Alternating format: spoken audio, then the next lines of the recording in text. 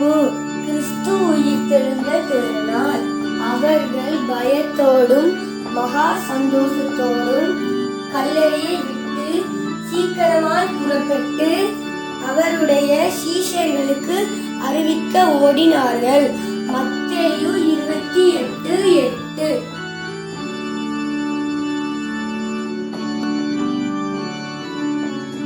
இன்றைய தியானம். இன்று உயிர்ப்பு பெருவிழா, ஈஸ்டர் பண்டிகை. அனைவருக்கும் அன்பின் வாழ்த்துக்கள்.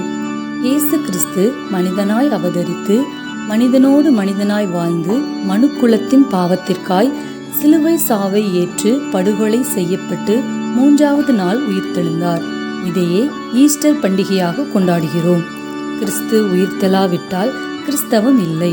கிறிஸ்து உயிர்த்தெழாவிட்டால் நமது நம்பிக்கை வீண். சாவின் மீது இயேசுவுக்கு அதிகாரம் உண்டு என்பதை அவரது உயிர்ப்பு உறக்கச் சொல்லுகிறது. சமூக வாழ்விலும் புது நம்பிக்கையை தருகிறது கிறிஸ்துவின் உயிர்ப்பு.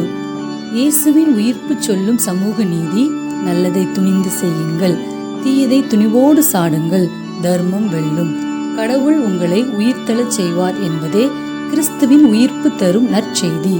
உயிர்த்த ஆண்டவர் நம்முடன் உறவாடி உடன் இருந்து நம்மை வழிநடத்துவாராக. ஆமேன்.